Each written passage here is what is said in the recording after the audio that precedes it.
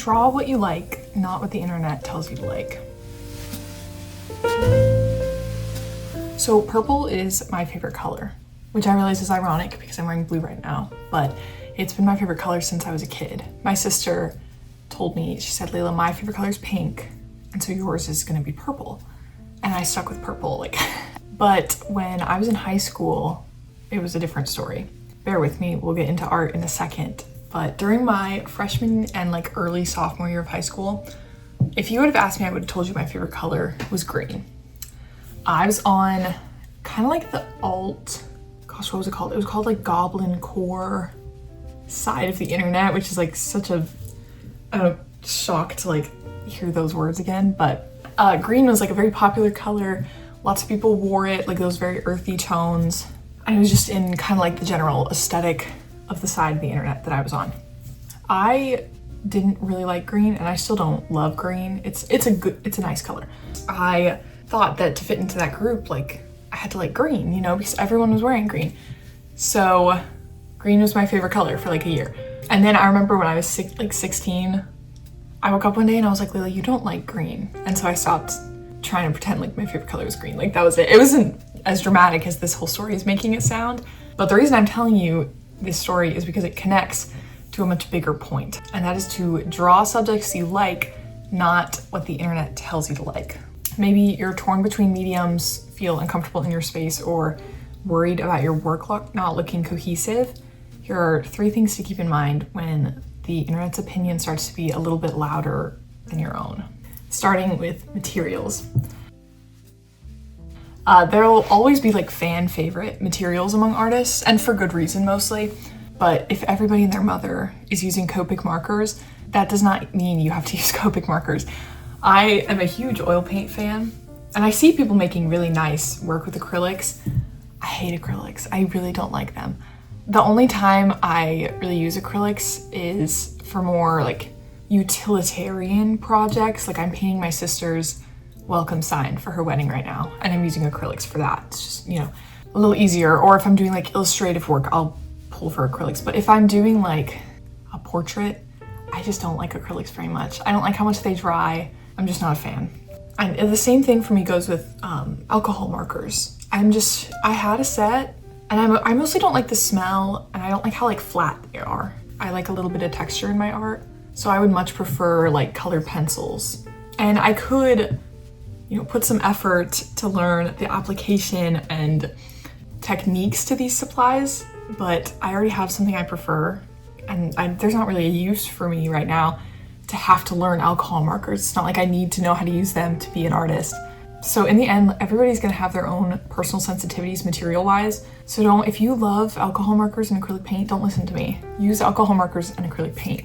Around the same time in high school when I tried to really like green, I would see someone gain a lot of popularity from using an art supply. So I would go and I would try it for myself. I actually think that happened with alcohol markers. I think I saw somebody using them, and so I got a set. That in itself isn't a bad thing, to be inspired by somebody else to try something new. But now looking back, I can see that I didn't want to try out the medium and learn it for myself. I wanted the success that they were getting with the medium. And I was completely ignoring my own personal sensitivities and likes. Putting on somebody else's shoes, hoping it would make me a better dancer. It's not gonna happen. So when you're looking at art on the internet, don't see it and see maybe all the likes they're getting and go, okay, well maybe if I just buy that pencil they're using, my drawings will look like that. It's really not. It probably won't, okay? Unless it's a miracle supplies that I don't know about. Instead of thinking of it like that, try to think of it as, oh, I would love to try out this medium to see if it's something that fits me, and not, oh, if I use this medium, it's gonna make my art better. Because it might not, and that's fine. Okay, now this next section is a little bit more abstract because it's not directly art related, but it is very much art adjacent, and that is your space and your environment. Going back to my younger self again, this is what my room looked like at 16. As I said before, I was kind of on the maximalist alt side of the internet, and my room definitely reflected that, and it was cool. I think my room back then was super cool. But now my room looks like this. Very, very chill and kind of plain. And me and my mom joke about this kind of a lot because I was a creative disaster as a kid. I had just about every hobby. I tried everything. Any kind of glue, tape, cardboard, pen you needed, like I had it somewhere in my room. And now I can't function if like something doesn't have a place. I'm kind of a neat freak now, which is really funny because 12-year-old me was a disaster. And I do remember at 16, like feeling kind of overwhelmed with my room all the time. Like I felt like there wasn't a spot that I could kind of sit down and focus. And I do think that was because there was just too much like visual noise. Because I now realize like, okay, I need a very low-key space to keep me feeling inspired and creative. But if you enjoy working in a place with all of your inspirations out, that's great. And if you enjoy maybe like, some people can work like in the dark with just like a lamp. I can't do that. I need light. Like I need a lot of light to work. So figuring out what works for you and not for other people. And it can be really easy for your space to feel inadequate when you see a bunch of like cool studio spaces on, Instagram and Pinterest and stuff. But at the end of the day, like everyone has their own requirements. And I think some of the coolest studios are the ones where you can see what the person likes, like, and how their workflow works, So just like with mediums, how buying a material somebody else is using won't make your art look like theirs, working in their space probably won't make your art look like theirs either. And it probably honestly won't have you feeling much more inspired and creative because it's not your space, it's somebody else's space you walked into. Okay, last but not least is subject matter. If you've been on the internet for like longer than a few seconds, and on the art side specifically, it can feel like everyone has like a niche that they draw. Like you see accounts of like, okay, they draw like a lot of medieval stuff or like fantasy or sci-fi or more broader things too can also, be seen in a lot of art specific Instagram accounts. So I have to have a subject matter that I always draw too, right? But the thing with that is I'm a person that's interested in like everything. So how do you whittle down your subject matter when you like everything? Well, you don't, and neither do they. Okay, this is me editing a few days later because I feel like I did not get my point across, which is ironic because I scripted it out, but Little Miss Sidetrack Susie was not.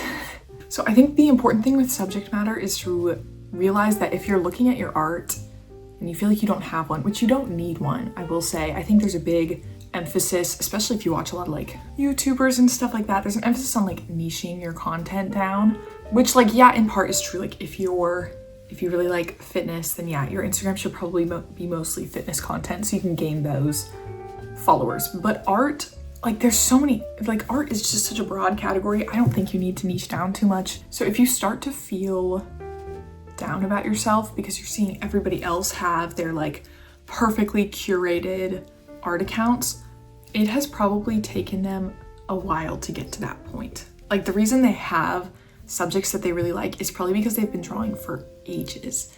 And even some people that have been drawing for ages don't have like a specific thing that they like to draw. Like some people are all over the place. And I think it's important to remember when seeing very aesthetic, like cool looking Instagram accounts, it's not fully the subject matter that's connecting everything.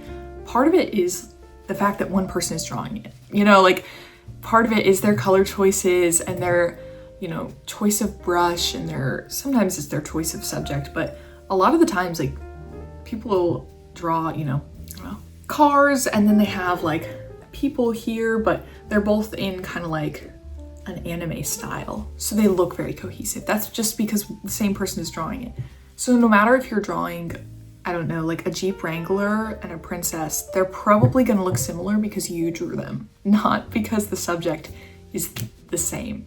If that kind of makes sense. I feel like there's a big niche down kind of like, not propaganda, but I feel like a lot of people say it outside of art that it can start to feel like, oh, well, I need to only draw mechs now so that people know I'm the mech drawing guy, because we also see people like Drew Struzan and Ralph McQuarrie, like Drew Struzan's known for his movie posters, and I would say Ralph McQuarrie is known for his Star Wars and like sci-fi fantasy concept art. But they also probably drew a ton of other stuff too, so don't feel the need to niche down necessarily. If you like a lot of things, draw a lot of things. Your style is going to connect them in the end, not necessarily the subject matter. I hope that got the point better. So I do hope that this was helpful. and I didn't veer too off course at points. I definitely can start to ramble a little bit, but if you enjoyed this video, I spoke last time on using your sketchbooks, so if you want to go back and watch that, please feel free. Thank you guys for all the support on that one. It's been wonderful. I'm thinking about doing a 72-hour sketchbook video next. If that's something you're interested in, let me know down in the comments. And if you want to see more of me and my work, you can follow me on Instagram or subscribe here. So, bye.